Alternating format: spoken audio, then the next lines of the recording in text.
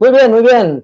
Tenemos el gusto de presentar, Julián, en estos momentos a la doctora Natalia Eugenia Pico Vargas, abogada especialista en Derecho Laboral y Relaciones Industriales de la Universidad Externado de Colombia. Natalia, gracias por venir a la Caneca. Bienvenida, ¿cómo está? Muy bien, gracias. ¿Cómo están ustedes? Muy bien, Muy Natalia. bien, bienvenida. Muchas gracias por acompañarnos. También estamos con el doctor Miguel Andrés Prada, abogado especialista en seguros de la UNAP, es abogado de la UIS, especialista también en responsabilidad y daño resarcible de la UEC, especialista de Derecho Tributario en la UEC, máster en Seguros y Gerencia de Riesgos de la Universidad de Salamanca. Así que bienvenido, doctor Miguel Andrés, ¿cómo me le va? Muy buenas tardes.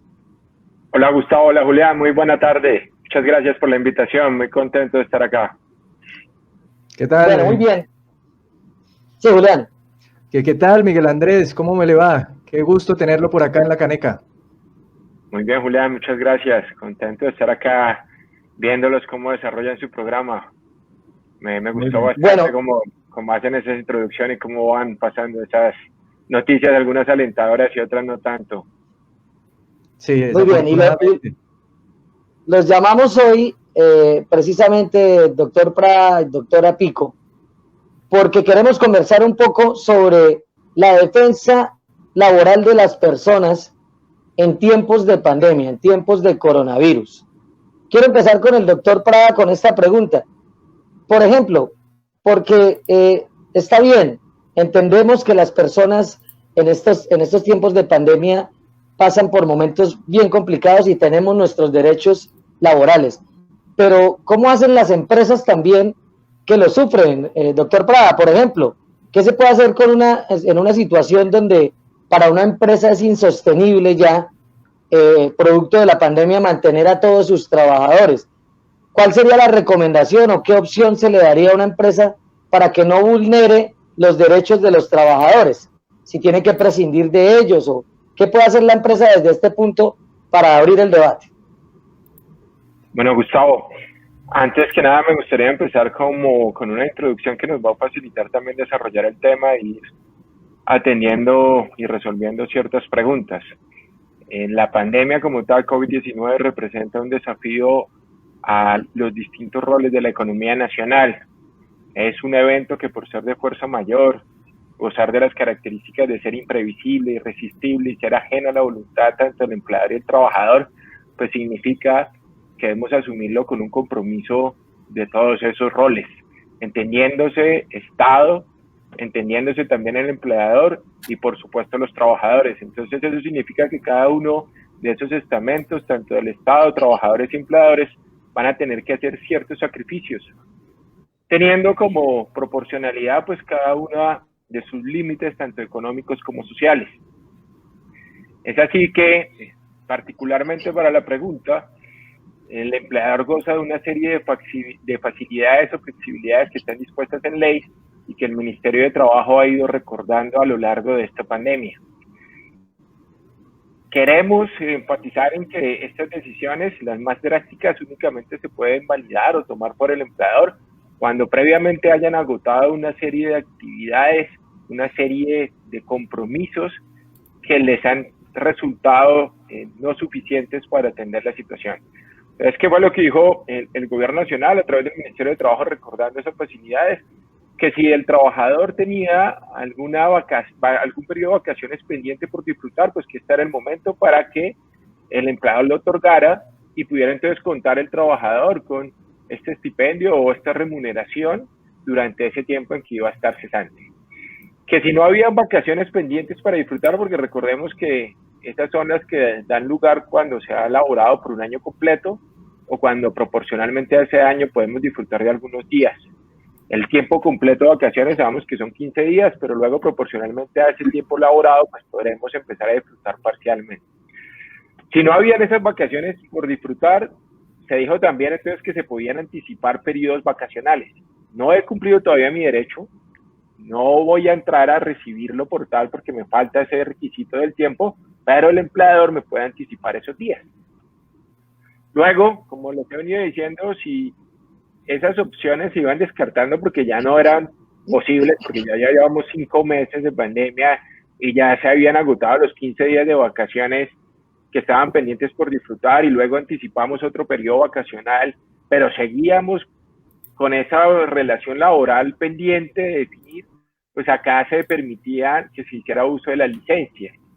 Y la calidad de la licencia podía ser remunerada, no remunerada, o un nuevo segmento de licencia que entró en rigor en esta pandemia, que son las licencias remuneradas compensables. En la primera de ellas, pues en la licencia no remunerada, es aquella que le solicita el empleado, trabajador a su empleador, que le requiere de determinado tiempo que no puede superar de 3 meses, pero que no va a necesitar de ese salario. Esa es la más difícil en estas épocas, pero aún así hubo trabajadores que sacrificaron y que comprendieron el rol y lo que tenían que hacer para poder sostener su trabajo, y lo concedieron a su empleador. Luego había una posibilidad de que esas licencias fueran remuneradas. El empleador también hacía un sacrificio, consciente de las necesidades de su trabajador y de su familia, de su entorno social y económico, a pesar de que no estuviese prestando esa labor, remuneraba el salario que estuviese acostumbrado, o a lo mejor, por mutuo acuerdo entre las partes, hacían una distribución de ese salario.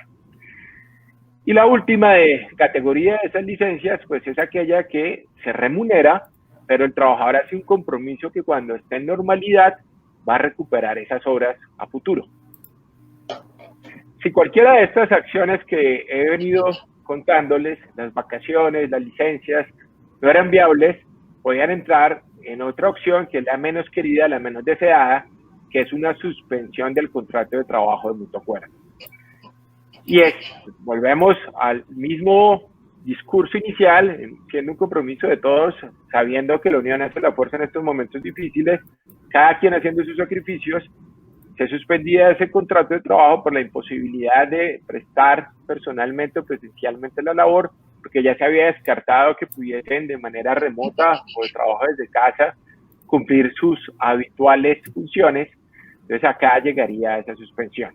Si no hay consentimiento por parte del trabajador, al empleador le quedaba una opción, que era declarar de manera unilateral la suspensión del contrato, argumentando que existía una fuerza mayor. Esa fuerza mayor pues consistía en que su trabajador no podía prestar personalmente la actividad porque nos encontrábamos en confinamiento. Esas son, digamos, en forma escalonada, las diferentes opciones y alternativas que tenía un empleador para menguar o para tratar de reducir los huecos financieros y de liquidez y de flujo de caja que pudiese tener. Ahora, si entendemos entonces cómo sería el proceso. Si uno de esos empleadores se salta ese conducto regular, que es el compromiso que deberían tomar todas las empresas en estos momentos de pandemia, y de una vez tajantemente despidieron a algunos de sus empleados, ahí ya podrían acudir a los derechos los trabajadores, ¿correcto? Sí, Gustavo, cada caso es muy particular y el juez tiene la obligación de revisar el contexto social, económico, las circunstancias de modo, tiempo y lugares que llevaron a la toma de estas decisiones. Pero para poderlo explicar de una mejor manera, pongamos un ejemplo. Los abogados hoy en día, las firmas legales, tienen la facilidad de trabajar desde casa. Creería yo que es una de las actividades más fáciles de desempeñar remotamente. Si por el contrario, la firma legal en condición de empleador procede inmediatamente cuando conoce el confinamiento de la restricción a suspender el contrato de trabajo de alguno de los abogados, pues esa decisión sí sería enmarcada dentro de la ilegalidad. ¿Por qué? Pues porque esa actividad personal que ejecuta el abogado a favor de la firma legal podría seguir desempeñándola desde su casa, desde cualquier lugar, porque pues, cuenta con las herramientas de trabajo necesarias para cumplir con su ejercicio profesional. Si llegase a suceder y suspenden el contrato de trabajo sin facilitar esas otras herramientas que les conté hace un rato, pues ese trabajador puede interponer una acción de tutela y buscar la protección de ese derecho fundamental al trabajo y al debido proceso a través de un juez. Ok, yo tengo una pregunta para la doctora Natalia. Doctora Natalia, ¿cómo está? Bueno, la pregunta consiste en, yo, o sea, según con lo que explicaba el doctor Miguel Andrés, si yo como empleado, ¿sí?, asumo y entiendo que la empresa por la que estoy trabajando no tiene de pronto la capacidad económica para pagarme lo que es debido, ¿sí? Y yo digo, bueno, me voy a mantener en una línea, voy a disminuir mi trabajo, mi actividad frente al sueldo, en fin, lo comprende. ¿Qué hago si a mí lo que me paga la empresa no me da para sustentarme, ¿sí?, y adicionalmente tengo el mismo tiempo laboral, ¿sí?, y yo no quiero ajustarme? Yo puedo solicitar una asesoría, yo puedo poner una tutela, entablar una demanda, ¿qué puedo hacer, ¿sí?, si no me ajusto a lo que la empresa me está pidiendo que haga? Julián, buenas tardes. Bueno, Buenas depende de la modalidad. Señor, buenas tardes. Depende, pues, efectivamente, como el doctor Miguel mencionaba, de esas instancias o que nos compartió el Ministerio de Trabajo en demás. Si estás, por decir, en un contrato o una suspensión de contrato por mutuo acuerdo, pues estás siendo consciente de que fue aceptado, que pues bajo ese principio de solidaridad entre empleador y trabajador también se dio como esta aceptación, pues efectivamente podrías mirar otras posibilidades como de pronto para esas modalidades de contratos de cuando están en suspensión, hay ciertas ayudas o bonos solidarios que emite el gobierno nacional, que emitió también y que sacó pues como consecuencia de la pandemia, y que el empleador en este caso puede otorgarle ese beneficio al trabajador para que pueda adquirir estos bonos solidarios o subsidio para que él pueda pues en ese orden mitigar como esas consecuencias que también se ven reflejadas en este tema de la pandemia. Eso estaría, perdón, doctora Natalia, ¿eso estaría dentro del derecho de un mínimo vital?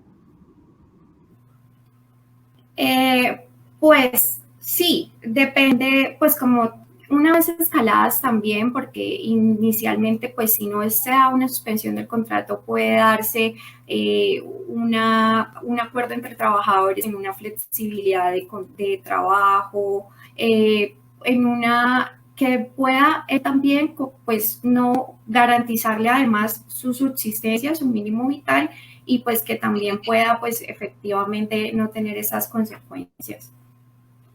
Okay, doctora Natalia, ¿podría ampliar para nuestros televidentes, los canequeros, digamos, una explicación de, háblenos un poquito sobre eso del derecho que tenemos todos los ciudadanos y que está en la Constitución al derecho del mínimo vital? ¿Eso en qué consiste para que la gente lo entienda, lo comprenda? Efectivamente, han habido avances jurisprudenciales y está por Constitución el derecho al mínimo vital que tenemos todos los trabajadores, en el cual pues tanto el Estado como el empleador debe garantizar a las personas ese mínimo vital que le facilitan a él esa vida digna, que pueda acceder y que pueda pues tener esa calidad de vida y demás. Ese mínimo vital está, pues, es un derecho fundamental que si en llegado, pues, tal caso, el trabajador se considera que tiene, pues, está siendo vulnerado este derecho fundamental, puede recurrir a un mecanismo de acción de tutela para ejercer para que este derecho fundamental sea reconocido. Ese mínimo vital varía dependiendo del contexto de la persona, de la empresa donde trabaja, del salario que recibe. ¿Es el mismo para todas las personas? Sí, el mínimo vital es el mismo para todas las personas que cumplan efectivamente un contrato laboral y pues que cumplan las 8 horas diarias y las 45 que permite la ley, y es... Sí, ok. Doctor Miguel Andrés, sí señor, ¿quería acotar algo? Sí, sí, señor, gracias, Julián. Complementando un poco lo que decía la doctora Natalia, pues sí, sí se piensa que como tal, o sea, hace una asociación en el común de que el mínimo vital es equivalente al salario mínimo que está garantizado por ley y que todos los años se negocia entre las uniones sindicales y el gobierno nacional, y que cuando no hay acuerdo entre estos dos frentes, pues a través de decretos se estime cuál es el salario mínimo. Pero cuando hablamos de mínimos vitales, es distinto dependiendo de las condiciones de cada una de las personas que lo pregonan. Es como tal, está asociado a la dignidad humana, es un derecho fundamental que está reconocido en Constitución y que nos debe permitir acceder a lo que en nuestro entorno estamos acostumbrados a tener. Por eso muchas veces vemos esas acciones de tutela algo exóticas, exuberantes, que vemos salarios increíbles en el sector público y que luego están apelando para que les garanticen el acceso a la totalidad de su ingreso, que puede estar superior a algo que muchas veces en el cotidiano no vemos, ¿no? 10, 15 salarios mínimos mensuales legales vigentes y están hablando de mínimos vitales, y vemos entonces declaraciones que nos sacan de quicio y dicen, no, pero es que a mí no me alcanza para tener el combustible de mis camionetas, no me alcanza para cumplir con todas las obligaciones, tengo personas a cargo, tengo mis padres mayores de edad, requiere unos cuidados especiales. Entonces ahí es donde empieza a transformarse y tener unas variaciones ese principio, ese derecho fundamental del mínimo vital según nuestra jurisprudencia. Me acordó del doctor Macías, que tenía su mínimo vital para viajar a los departamentos y las camionetas, sí. Bueno, hace poco sucedió también, ¿sí? Sucedió de una fiscal delegada ante la Corte, que es más o menos un salario de 21 millones de pesos, y ella interponía una acción de tutela porque en pandemia el gobierno nacional dispuso de un impuesto de todos los funcionarios públicos que recibieran más de 10 millones de pesos. Y ella decía que ese descuento, que era un equivalente a casi el 10% de su ingreso, pues no le era suficiente para atender todas las obligaciones que tenía a cargo. Y lo peor es que estaba bien justificado, y el juez le otorgó en primera instancia ese amparo de tutela. Dios mío, en fin. Bueno, yo les quería preguntar... Claro, entendiendo la explicación, Julián, que nos da el doctor Prada y la doctora Natalia, esta fiscal se le afectó el mínimo vital, así ganara lo que ganara. En derecho estaba así, por eso salió favorecida. Sí, es entendible, pero... ¿Lo escucha, Julián? Sí, lo escucho, que es entendible, pero es algo ridículo, sobre todo en la desigualdad y en la brecha social en la que vivimos. Bueno, la pregunta para esto, para Miguel Andrés, hay muchas empresas que han incumplido con, por ejemplo, con sus trabajadores, de pronto si los envían a vacaciones y no les están pagando de pronto seguridad social, o a vacaciones no remuneradas, o se extendió el tiempo de vacaciones y suspendieron el contrato. ¿Tenemos muchos casos, sobre todo en Bucaramanga, o digamos que las empresas han sido responsables? Esto fue un tema de inicio de pandemia, ¿no? La mayoría de los empleadores y empresarios buscaron proteger su flujo de caja, su sostenibilidad. Recordemos que rama judicial estuvo suspendida casi a lo largo de 5 meses de la pandemia, solamente funcionando de una manera muy restringida en lo que eran algunos temas penales, y también en acciones de tutela, funcionando de una manera restringida, disminuida, protegiendo también la vida de estos funcionarios públicos. A los primeros días de la pandemia, y cuando ya empezaron a decantarse las opciones que tenía el empleador según esas directrices del Ministerio de Trabajo, el ministro dio algunas conferencias, y más o menos en el tercer día ya estaban circulando a nivel nacional 700 acciones de tutela, donde estaban buscando la protección de esos derechos fundamentales o que se consideraban fundamentales de los trabajadores, algunas con razón y muchas otras sin tener razón. Particularmente en el ejercicio de la firma de Educar Abogados, de la cual somos parte, representando al sector de hidrocarburos de varios contratistas de un gremio que no paró, que estuvo en la cadena de abastecimiento esencial del país. Se vieron que varios generadores importantes, como son Ecopetrol, como puede ser la Oxy y otras compañías de este sector, empezaron a suspender contratos, y a la vez los contratistas tuvieron la misma suerte para sus trabajadores suspendiéndoles. Con mucha razón, justificados en ley, pero que aún así la necesidad y la desesperación de los trabajadores los abocó a presentar estas acciones de tutela, y en un porcentaje muy alto, en nuestra experiencia como firma representando a los empleadores, creíamos que un 95-98% fueron negadas estas acciones de tutela para los trabajadores, entendiendo que nuestros clientes y los empleadores están actuando o obrando conforme a la ley. Muy bien, yo quería preguntarle a la doctora Natalia sobre esto que me llama la atención. En el artículo 53 de la Constitución Política dice: personas que se encuentren en condiciones de vulnerabilidad por estar enfermas, encontrarse en estado de gestación, ser madres o padres, cabezas de hogar, estar próximas a acceder a una pensión, no pueden ser despedidas o desvinculadas fácilmente. Por tanto, se encuentran especialmente protegidas en tiempos de COVID-19. Esto sí es realidad, doctora, el derecho fundamental de laboral reforzada, que es el término que nos indica ahí en este artículo. Ahí vamos aprendiendo. Esto sí es de verdad, y es solamente para los tiempos de coronavirus, o también le sirve a la gente cuando salgamos de la pandemia, en estas condiciones, pues. Correcto, Gustavo. Estas personas son protegidas por fueros que le van a generar al empleador una estabilidad laboral reforzada.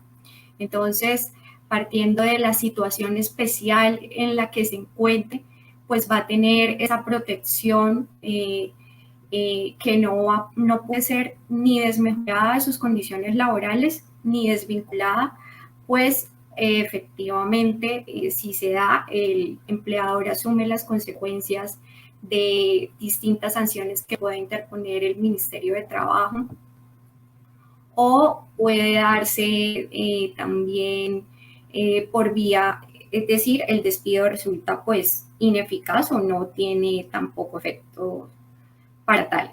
En tiempos de pandemias, efectivamente, estas personas de especial protección que gozan de esa estabilidad foral o esa estabilidad laboral deben sí o sí pues garantizarle esa estabilidad laboral.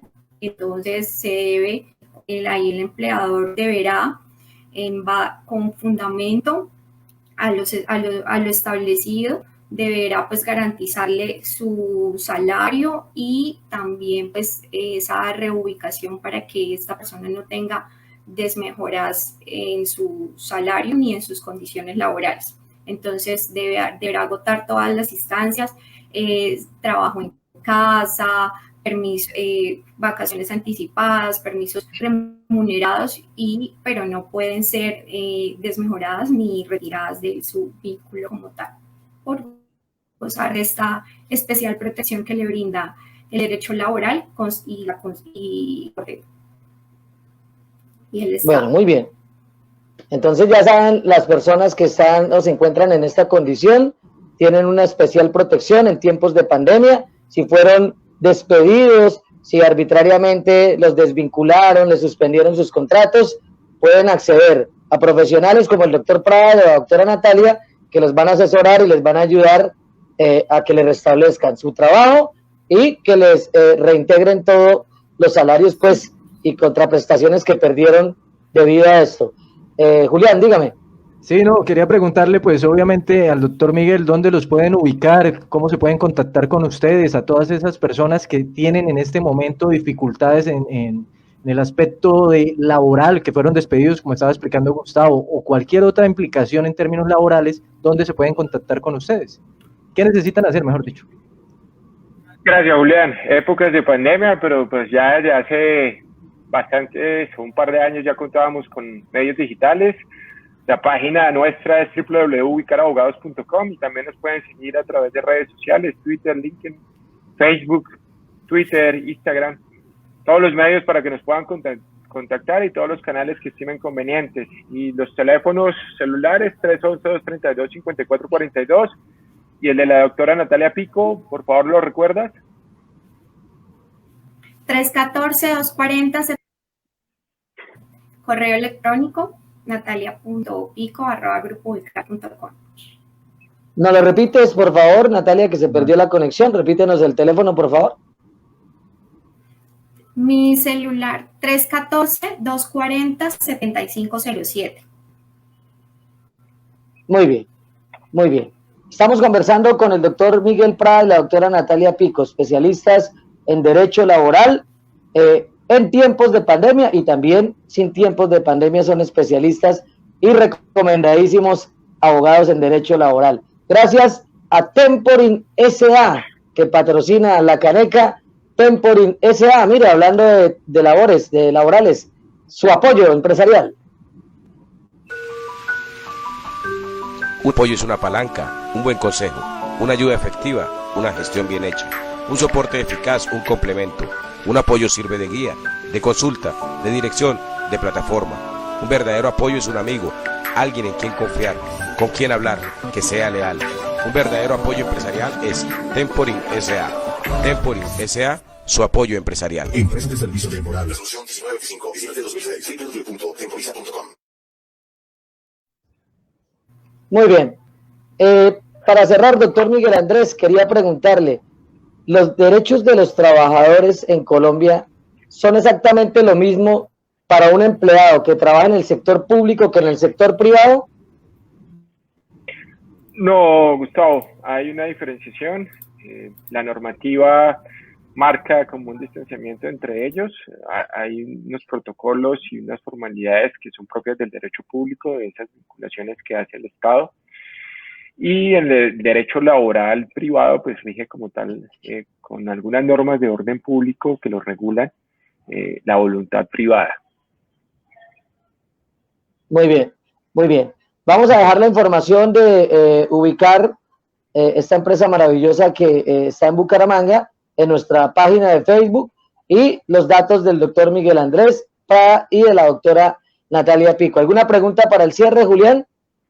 No, me parece perfecto, muy acorde la información que nos han suministrado. Les agradecemos que hayan estado esta tarde con nosotros en este espacio, La Caneca, que obviamente está diseñada para apoyar a las personas, obviamente a todos los que nos ven, los que nos siguen y los que no nos siguen, que después nos ven por allá en otras reproducciones, y que sepan que tenemos profesionales de la talla de ustedes que trabajan en Ubicar Abogados, que pueden apoyarlos en todos estos procesos.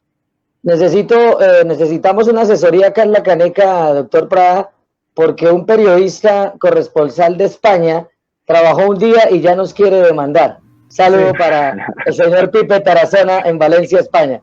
Bueno, muchas gracias al doctor Prada y a la doctora Pico que nos acompañaron esta tarde de Ubicar Abogados. Muy amables. A ustedes, Julián y Gustavo, muchas gracias por la invitación. Un abrazo. Bueno, que estén muy bien. Hasta luego, doctora Natalia. Gracias. Que no sea la última. Que no sea la última vez. Bueno, muy bien. Ahí estaban este par de abogados.